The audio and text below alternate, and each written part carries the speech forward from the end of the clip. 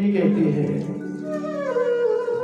बांके बिहारी कभी मेरे घर आना, बांके बिहारी कभी मेरे घर आना, मेरे घर आना कभी मेरे घर आना, बांके बिहारी कभी मेरे घर आना, बांके बिहारी कभी मेरे घर आना।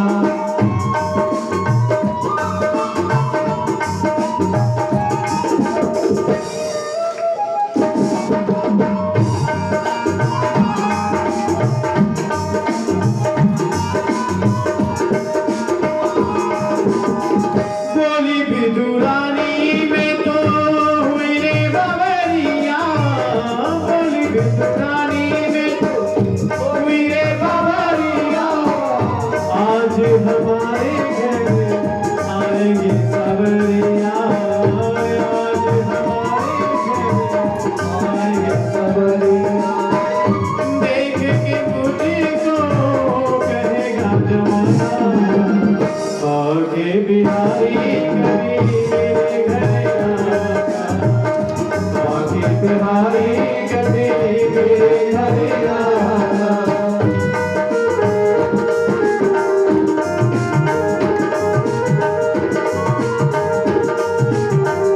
राधे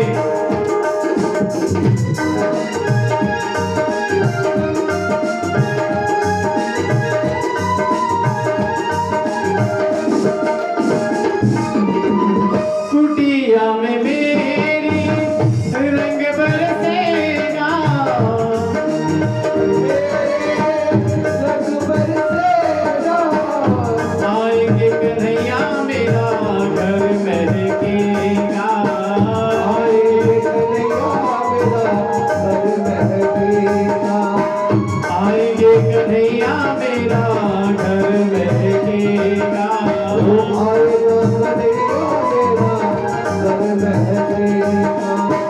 ऐसा सत्संग होगा देखेगा जमाना, बांके बिहारी कभी मेरे घर आना, बांके बिहारी कभी मेरे घर आना।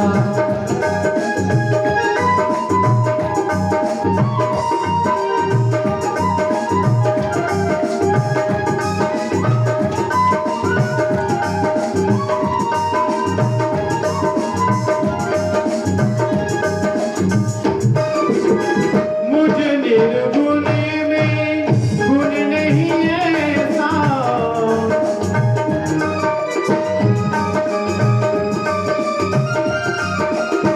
मुझ निर्गुण में गुण नहीं ऐसा, मैं नहीं विदुर के चरण रज जैसा, मैं नहीं विदुर के चरण रज जैसा, इस निर्गुण को भूल नहीं जाना, बांके बिहारी कभी मेरे घर आना, बांके बिहारी कभी मेरे घर आना, बांके बिहारी कभी मेरे घर आना, बांके बिहारी कभी मेरे घर आना।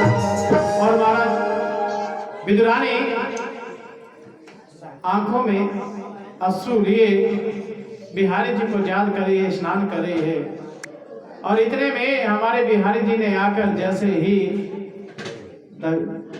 दरवाजा जो था उसका कुंडा जैसे ही खड़काया, आवाज की काकी, तो काकी भागती हुई बाहर आई, लेकिन वस्त्रों का उसको भान नहीं रहा। तब हमारे बिहारी जी ने अपना जो पीताम्बर है, जो पटका है, वो विदुरानी पर फेंक दिया। विदुरानी को अपनी कुछ भी शुद्ध नहीं है, अपने शरीर की तन की शुद्ध नहीं है, कोई शुद्ध बुद्ध नहीं रही उसकी, बस बिहारी जी को देख रही है और बिहारी जी विदुरानी जी को देख रहे हैं। और जैसे ही हमारे कन्हैया भीतर आए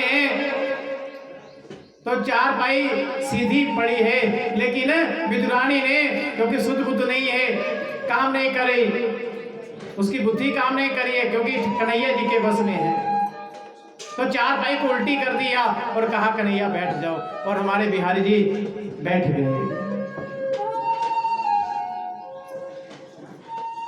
बैठे हैं, अब देखने लगी मैं अपने बिहारी को, अपने लल्ला को क्या खिलाऊं।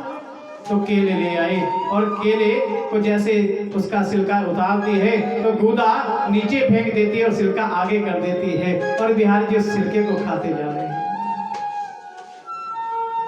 एक खाया, दो खाया, तीन खाया, विदुर जी आगे, विदुर जी ने देखा, विदुर जी ने कहा विदुरानी अरे पागल हो गई है, अरे तनिक जाग। विदुरानी ने क्या देखा, क्यों हो, गूदे तो नीचे पड़े लेकिन ठाकुर जी बिहार जी छिलके ही खाते जा रहे हैं। विदुरानी कहने लगी छिलका दिन ही शाम कह, भूली तन मन ज्ञान, और खाई पियो क्यों आपने, भूल गयो क्यों। बिहारी जी मुझे तो सुध नहीं रही, बुध नहीं रही, और मैं तो आपको खाने के लिए दे रही हूँ छिलका, लेकिन आपको तो भान है, आप तो जानते, आप फिर भी खाते जा रहे। विदुर जी कहते विदुरानी जा लड्डू लेकर आ, हमारे बिहारी जी को खिला। लड्डू लेकर आई और जैसे खिलाने लगी, विदुर जी ने दिया, हमारे कन्हैया खाने लगे, कन्हैया की आंखों में अश्रु आ गए। बिहारी जी कहते हैं विदुर जी जो आनंद, जो प्रेम मुझे विदुरानी के छिलके में जो आनंद आया, वो आनंद आपके इन लड्डू में नहीं आ रहा, इन मोदक में नहीं आ रहा, नहीं आ रहा मुझको।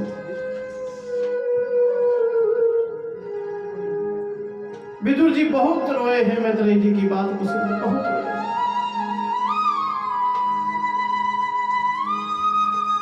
अब विदुर जी ने मैत्रेयी जी से यही प्रश्न किया कि वो बिहारी जी सृष्टि की रचना कैसे करते हैं। तो बताया कि एको अहम बहु श्याम, सृष्टि की रचना की सबसे पहले भगवान ने ब्रह्मदेव को उत्पन्न किया।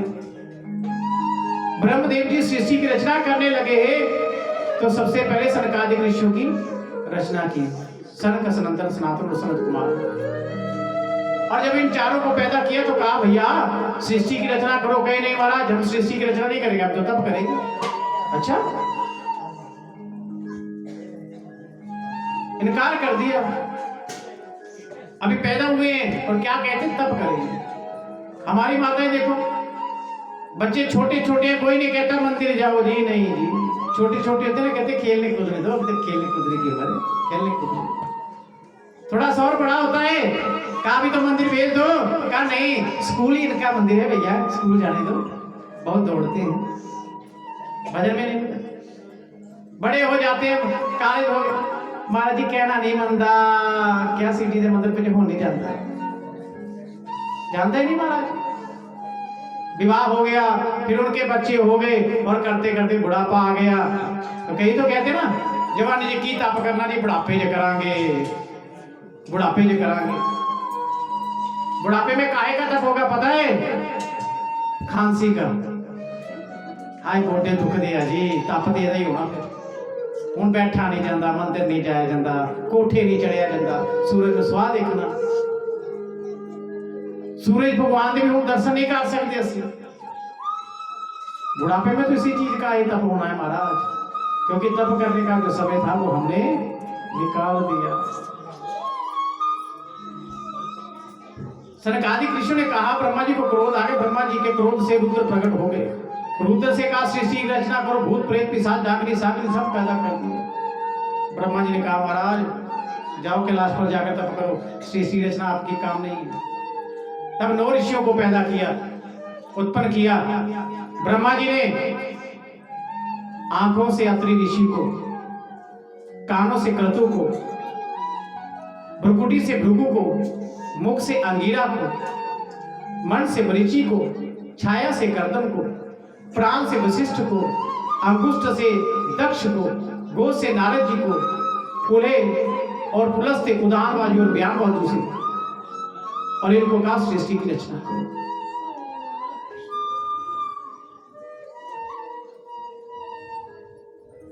जब इनसे भी सृष्टि की रचना नहीं हुई तो ब्रह्मा जी ने अपने दाएं अंग से मनु और बाएं अंग से शत्रुपा को उत्पन्न किया और इनसे कहा सृष्टि की रचना करो। कहा सृष्टि की रचना कहां करें, पृथ्वी तो जल में डूबी हुई है। तब ब्रह्मा जी के नाक छिद्र से ब्रह्मा भगवान प्रकट हुए और पृथ्वी को अपने दाढ़ों पर लेकर बाहर आए, हिरण्याक्ष का वध किया, पृथ्वी को स्थापित किया। स्वयं मनु और शत्रुपा के द्वारा 5 संतानें हुई थी, बेटियां 2 बेटे, उतानपाद, प्रियव्रत, देवहूति, आपूति और प्रसूति। प्रसूति का विवाह दक्ष के साथ में हुआ, इनकी कन्या सती, जिसका विवाह भगवान शंकर जी के साथ में हुआ था। आकुति का विवाह प्रदावती रुचि के साथ में हुआ, भगवान ने यज्ञ और दक्षिणा के रूप में इनके अवतार लिया। तीसरी देवहूति, देवहूति का विवाह कर्दम जी के साथ में थे। लेकिन कर्दम जी ने एक प्रतिज्ञा की है, क्या, कि शादी के बाद जैसे संतान होगी मैं भजन पर निकल जाऊंगा। जैसे ही तो कहते हैं जी ऋषि, इन्होंने पत्नी की के साथ विहार करने के लिए, गृहस्थी निर्वाह करने के लिए इन्होंने एक विमान की रचना की जिसका नाम था कामुक विमान। अपने मन की इच्छा के अनुसार कहीं भी जा सकता था, सारी सुविधाएं वहां पर उपलब्ध थी। ऐसा विमान था महाराज।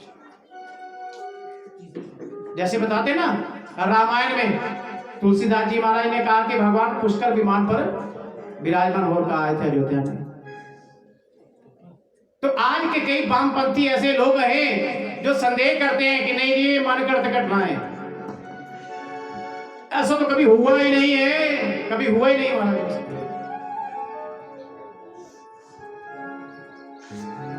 लेकिन वही लोग जब इनका दिसंबर का महीना आता है तो बच्चों को बताते हैं कि लाल कपड़े पहनकर एक लंगूर आएगा, फिर टॉफियां दूंगा आपको। बच्चों को टॉफियां देता है विमान पर। वो कौन से विमान पर बैठकर आता है, सोचने की बात है। हमारे धर्म पर अंकुश लगाते हैं, ऐसा नहीं है, मन गढ़ंत है, और फिर अपने ही धर्म के बारे में प्रचार करते हैं। लाल कपड़े पहनकर आता है, हाथ में टॉफियां लेकर, और पता नहीं क्या कहते उसको, संडा क्या कहते हैं, कुछ कहते हैं, हाँ सेंटा। वो आता है टॉफियां देता है। कौन से न्याय पर आता है उसका कोई पता नहीं। माताएं से कह देते हैं अपने बच्चे के सराहने में टॉफियां रख देना, सुबह उठे तो दे देना, कहना वो देगी। इस विमान की रचना की है और कई वर्षों तक विहार किया। देवहूति के साथ 9 कन्याएं हुई, 9 कन्याओं का विवाह 9 ऋषियों के साथ हुआ। ये जो 9 ऋषि है ना, ये इनसे ही हमारा गोत्र प्रारंभ हुआ है, हम इन्हीं की संतान है। इनके वंश में जो आगे कई ऋषि पैदा हुए उनके नाम से गोत्र चला, इसके अलावा हमारा कोई गोत्र नहीं है हमारा। ये वामपंथी जो लोग है ना, इन्होंने बचपन से ही हमारे बच्चों को पढ़ाना शुरू कर दिया क्या, कि इंसान बंदर की औलाद था। इंसान पहले क्या था, बंदर। स्कूल पढ़ाई में कोई सही बताया नहीं गया कि इंसान ऋषियों की संतान था। कहा ये इंसान पहले बंदर था, फिर इंसान कैसे बना, घिस घिस के। भैया घिस घिस के मेढक नहीं बना, घिस घिस के खरगोश नहीं बना, घिसने लगा कोई कीड़ा नहीं बना, मनुष्य बन गया। हमारे नेताओं ने सच्ची बात तो कभी बताई नहीं, बस अंग्रेजी में यही बताया गया कि इंसान पहले बंदर था। इंसान बंदर नहीं था, इंसान जो था हम इन ऋषियों की संतान है, और ऋषियों की संतानों से हमारे गोत्र चले हैं महाराज, इन्हीं के नाम से हमारे गोत्र चले। गलत पढ़ाया जाता है।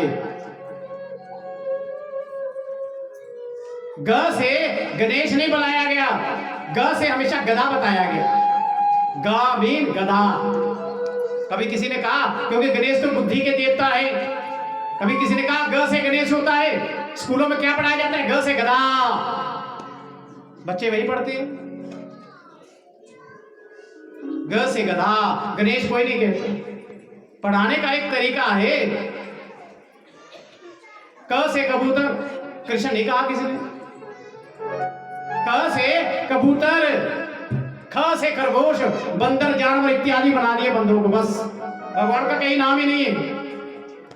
क से लेकर और पूरा क ख पढ़ लो, जानवर ही दिखाई देंगे महाराज, बंदा तो कहीं दिखाई नहीं दिया, भगवान का ही नाम दिखाई नहीं दिया। भाई पढ़ पढ़ के हमारी बुद्धि बन गई, हमारे बच्चों की बुद्धि वैसी बन गई। क मीन कबूतर, ग मीन गधा। बस यही बच्चे आ। लेकिन कृष्ण और राम के ना सरल बात नहीं, किसी ने ऐसे नहीं कहा। हो बाबरे बड़ा मुश्किल है, राम नाम कहना बड़ा मुश्किल है। जहां लाखों जुबानों से नमस्ते सुनो, मुश्किल है राम नाम सुनना बड़ा मुश्किल है। राम नाम कहना बड़ा मुश्किल है।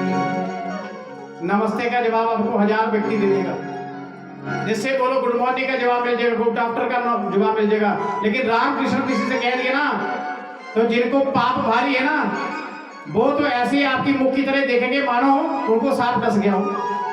किसी से बोल दिया भैया जय श्री कृष्ण, वो तो आंखों की तरफ ही देखता रहेगा, पता नहीं क्या बोल गया, कौन सा मंत्र बोल गया। नमस्ते कह दो, उसका जवाब मिल जाएगा। और हमारी माताएं तो बच्चों को देश गाती है, बेटा देखो अंकल बोलो बाय बाय, देश गाते ना बाय।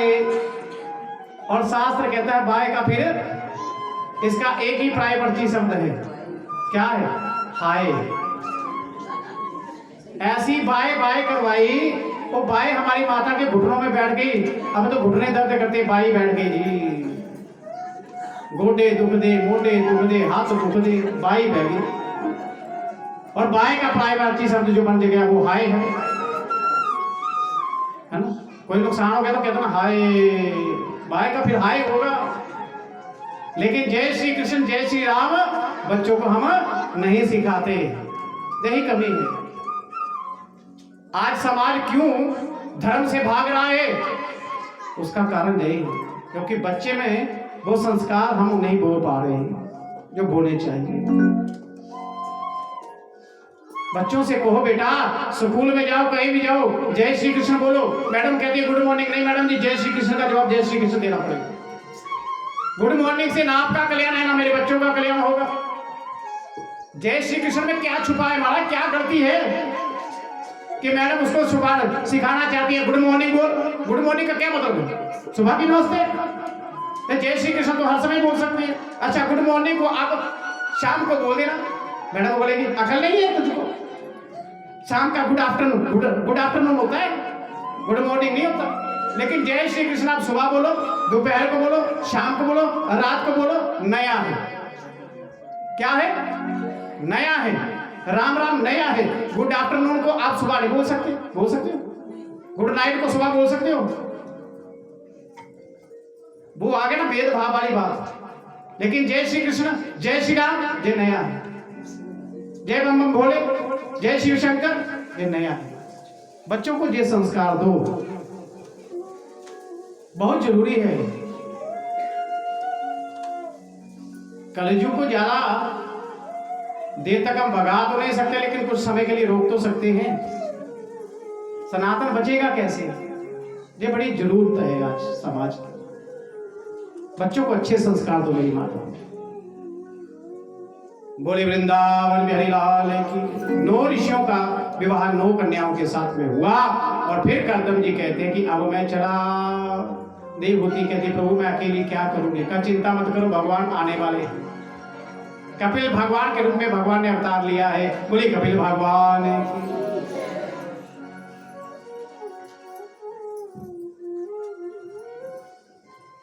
पति चले गए हैं। एक दिन देवहूति माता अपने पुत्र कपिल के सामने बैठी है और सुंदरता देख रही है, निखार रही है, लेकिन अपनी तरफ देखा, क्या देखा, आंखें धुंधला गई हैं, आंखों के नीचे गड्ढे पड़ गए हैं, शरीर का मांस जो झुर्रियां पड़ चुकी हैं।